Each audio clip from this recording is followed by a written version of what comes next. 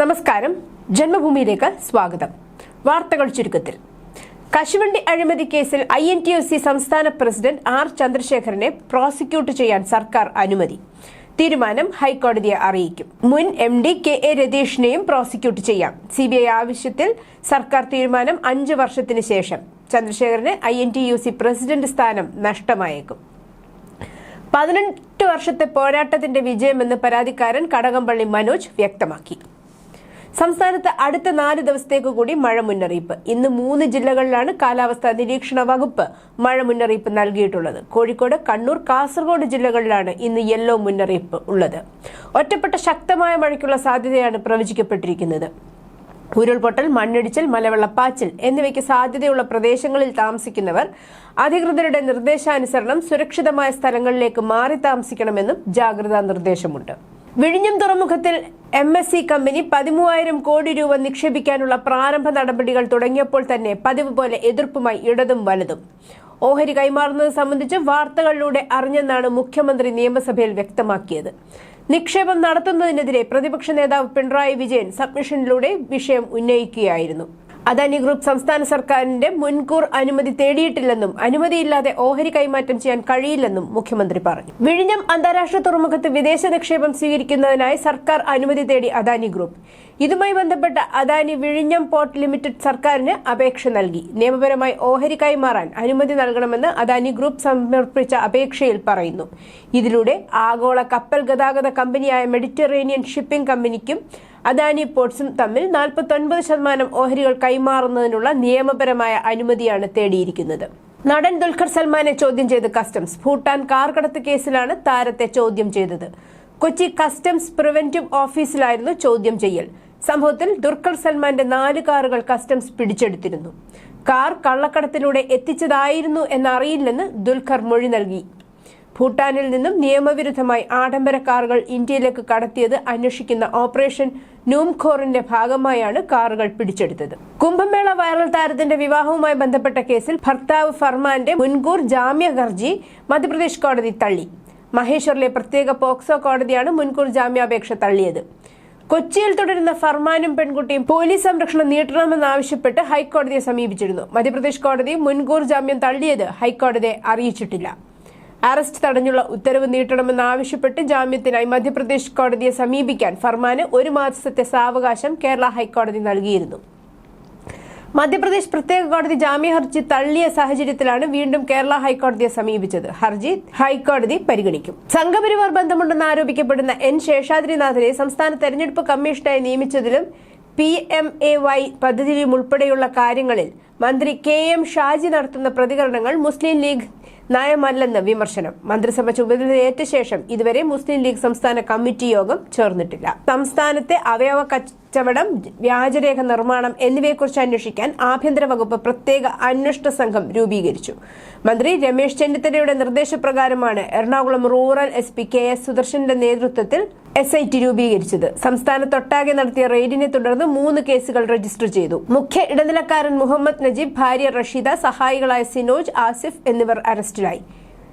MLA Mar ഉൾപ്പെടെയുള്ളവരുടെ വ്യാജ letter ഹെഡുകളും പിടിച്ചെടുത്തു. വ്യാജരേഖകൾ നിർമ്മിക്കാൻ സഹായിച്ച സ്ഥാപനങ്ങളിലും റെയ്ഡ് നടത്തി.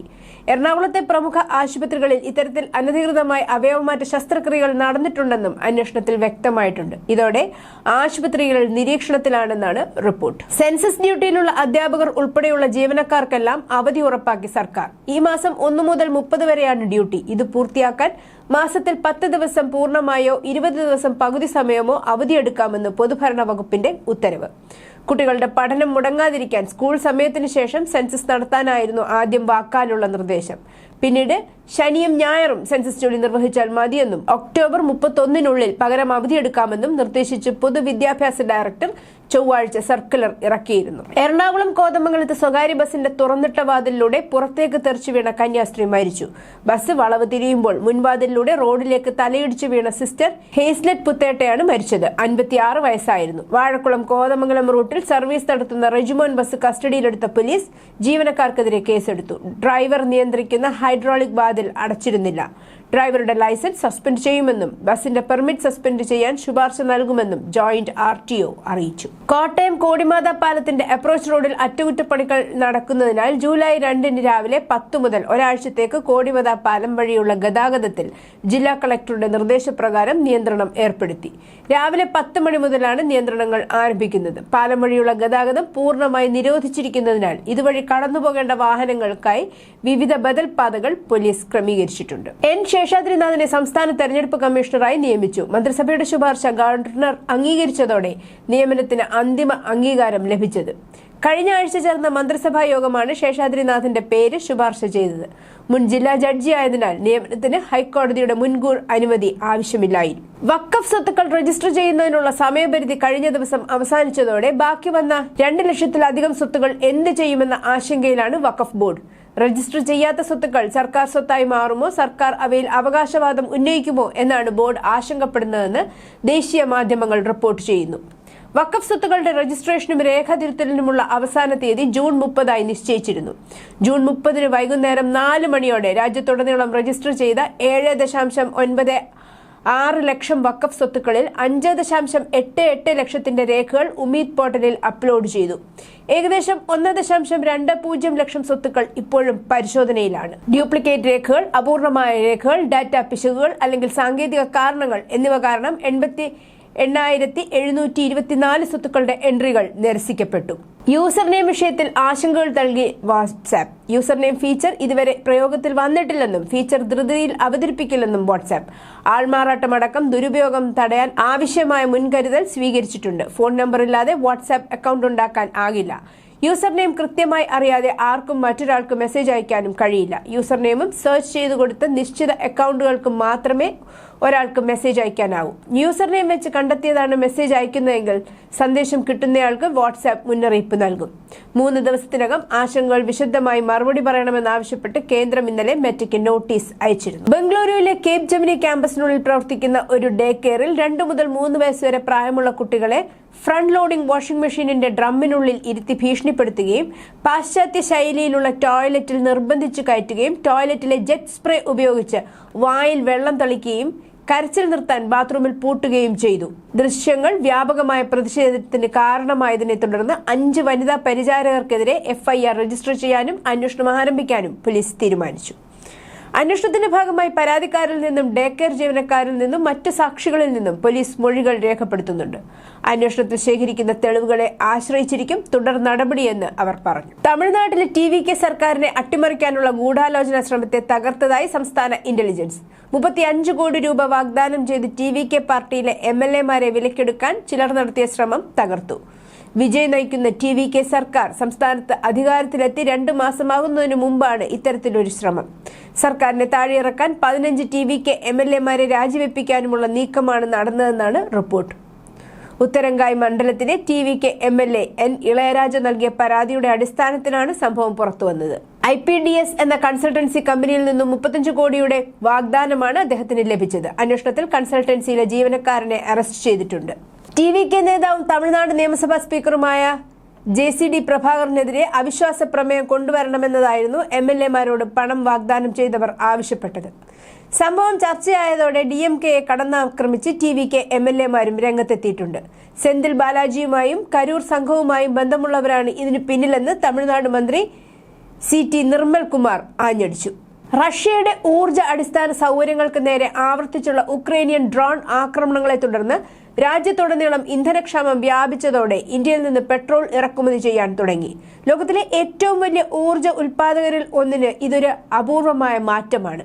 ഇന്ധനം കയറ്റുമതി ചെയ്യുന്നതിന് പകരം ആഭ്യന്തര വിപണിയിലെ വിതരണം നിലനിർത്താൻ റഷ്യ ഇപ്പോൾ വിദേശത്തേക്ക് നോക്കുകയാണ്. ഇന്ത്യയിലേക്ക് വരാൻ തിരക്കുകൂട്ടി ബംഗ്ലാദേശികൾ. 2 വർഷത്തെ ഇടവേളയ്ക്ക് ശേഷം ഇന്ത്യ ടൂറിസ്റ്റ് വിസകൾ പുനരാരംഭിച്ചതോടെ ബംഗ്ലാദേശിൽ വിസ കേന്ദ്രങ്ങളിൽ വൻ തിരക്ക്. 24 മണിക്കൂറിനുള്ളിൽ 1.40 ലക്ഷത്തിലധികം അപേക്ഷകളാണ് ഇന്ത്യൻ വിസ കേന്ദ്രങ്ങൾക്ക് ലഭിച്ചത്. പുതിയ പ്രധാനമന്ത്രി താരിഖ് റഹ്മാന്റെ ഭരണത്തിന് കീഴിൽ സ്ഥിതിഗതികൾ മെച്ചപ്പെട്ടതോടെയാണ് ടൂറിസ്റ്റ് വിസകൾ വീണ്ടും അനുവദിക്കാൻ തീരുമാനിച്ചത്.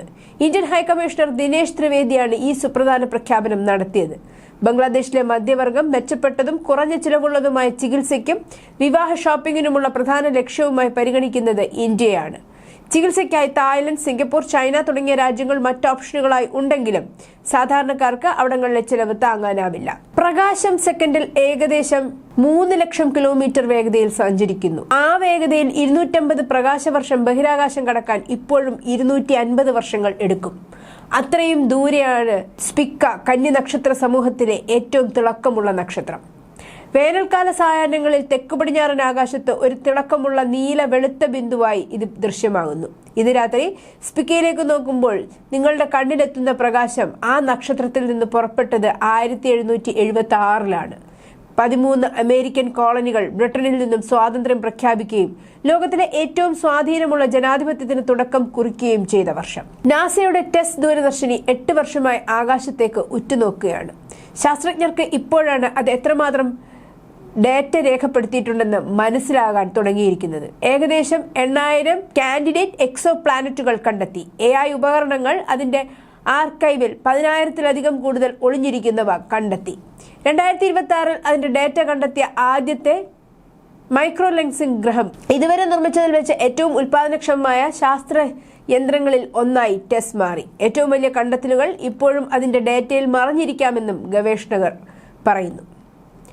US നേവിയുടെ MH-60S സീഹോക്ക് ഹെലികോപ്റ്റർ ബുധനാഴ്ച അടിയന്തരമായി വെള്ളത്തിൽ ഇറങ്ങിയതിന് പിന്നാലെ ഒരു ജീവനക്കാരനെ കാണാതായതിനെ തുടർന്ന് അറബിക്കടലിൽ തിരച്ചിൽ പുരോഗമിക്കുന്നു.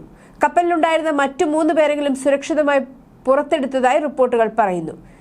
USS George H.W. ബുഷ് വിമാനവാഹിനി കപ്പലിൽ ഘടിപ്പിച്ചിരുന്ന വിമാനം പ്രാദേശിക സമയം ഉച്ചയ്ക്ക് 1 മണിയോടെയാണ് തകർന്നതെന്ന് US naval force central command CENTCOM അറിയിച്ചു. ശത്രുതാപരമായ പ്രവർത്തനത്തിന്റെ ഫലമായി ഹെലികോപ്റ്റർ തകർന്നതായി നിലവിൽ സൂചനയില്ലെന്ന് സൈനിക ഉദ്യോഗസ്ഥർ ഊന്നി പറഞ്ഞു. News desk Janmabhumi.